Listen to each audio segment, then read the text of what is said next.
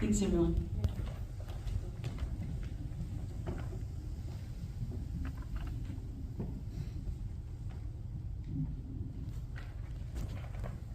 There was a moment in my life that was split into before and after. Before, I was a young 17-year-old girl who had just left home and joined the Navy. I was confident and I was convinced I could handle anything. And after, a serious car accident changed everything. Mentally, physically, and emotionally. I suffered a head injury. I lost one eye, and suddenly my world looked very different. Not just around me, but inside me. As I was lying in the back of the ambulance, I heard a voice, and that voice said to me, if I wanted to live, I needed to fight. Later on, waking up in hospital and seeing my mum and dad for the first time, I said to them, don't worry about me, I'm going to be okay. But I did not recognise that 17-year-old girl I saw in the mirror. Why me? This was not a moment of self-pity. This was a moment of self-realisation. When you lose part of your vision, you don't just lose depth perception, you lose confidence. I'd walk into door frames, I'd misjudge steps, and I'd reach out for things that weren't quite there. I would like you all to experience this just for one moment.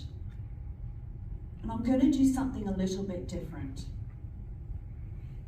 May I ask everyone to stand and pair up with the person beside them, please.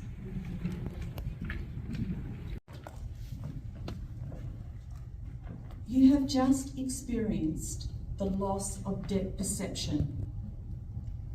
That moment of hesitation, uncertainty, and lack of confidence is my everyday reality.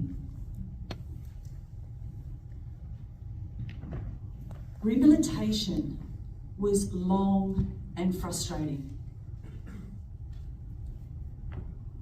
Why me?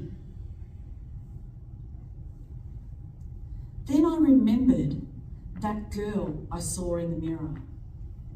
That moment of self-realisation. I don't need to cancel my dreams. And as that voice had said in the ambulance, I had a choice. I could give up or I could fight. So I chose to adapt. Not loudly, not dramatically, but quietly. One step at a time, one bruise at a time, and one stubborn decision not to give up. Then something unexpected happened. I became grateful. Grateful to still be here, because things could have been much worse. Grateful for the things I took for granted, like walking in a straight line. This changed the way I saw others, for their struggles and for their battles. And with this newfound strength, I began volunteering. helping others with challenges much bigger than mine. I learned something wonderful. Sometimes the toughest moments in our lives don't break us, they build us. That accident didn't just change my vision and my appearance, it changed my perspective. It taught me compassion and patience. Because strength doesn't always look like standing tall. Sometimes it looks like missing that step and catching yourself and deciding to keep on going. And that decision to take one more step changes everything. That's my one-eyed view of the world. Thank you.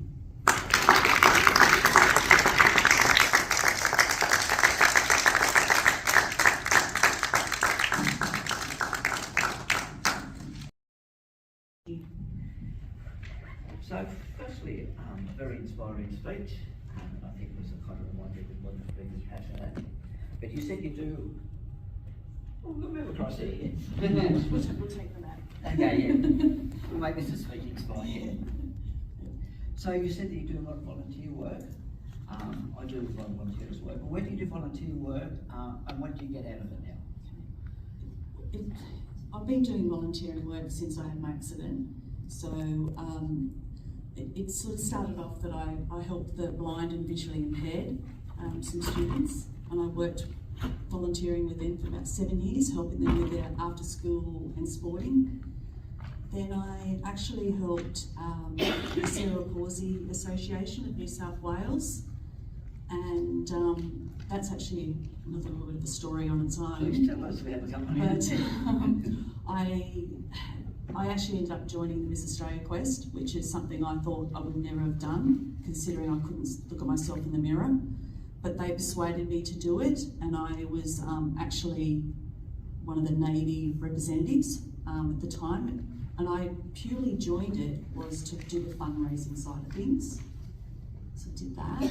And then most recently, I've been helping an organisation called Be Kinder, which is actually called Kindness Foundation, and they do help bullying and suicide prevention within schools. They go around and do education. And now I'm actually helping an organisation it's called Waves of Wellness, and they do surfing safaris for people who are suffering with PTSD, depression and anxiety, which brings back into my military background with that. And this time last year, to answer the remaining part of your question, I was preparing to do the track for vets. And for someone who's visually impaired, that was something I really had to not only just physically psych myself up, but also mentally. Instead of doing dawn service, we'd actually started walking at midnight, and we only had like a torch on our heads. And we did 35 kilometres trek within the bush, dodging leeches, and it was a bit horrific. But it was one of the toughest things I've done in a very long time, but it wasn't about me, and that's what I get about helping others. And especially when I first started with the blind and visually children, they really showed me that they're worse off than what I am. And so I've always worked on that philosophy. If you can just give a little bit, it will help you take that one little bit extra step. Yeah, I do like that philosophy as well. I think whatever your situation is, always a person worse off. And I think just showing some compassion and passion to get them and help you go through, I think that's right. We're really outstanding attitude, so well done on that. I did notice on that your biography, you actually said you do a lot of travelling. Where was the last place you travelled? Unfortunately, it was about 5 years ago. I went to Malta, and I work for Westpac now, but prior to that, I was very, very lucky. I was in the travel industry, and I used to travel excessively, and every 6 months I was on a plane, and I was very lucky. I could just choose a destination I wanted to go to, and my husband and I were off.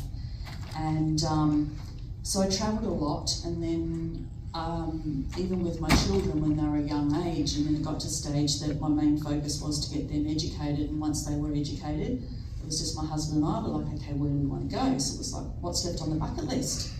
And Malta was the place, and if you haven't been to Malta, I would highly recommend it. It was a fantastic time. So we'll move from the past and the gaps. What are the recommendations for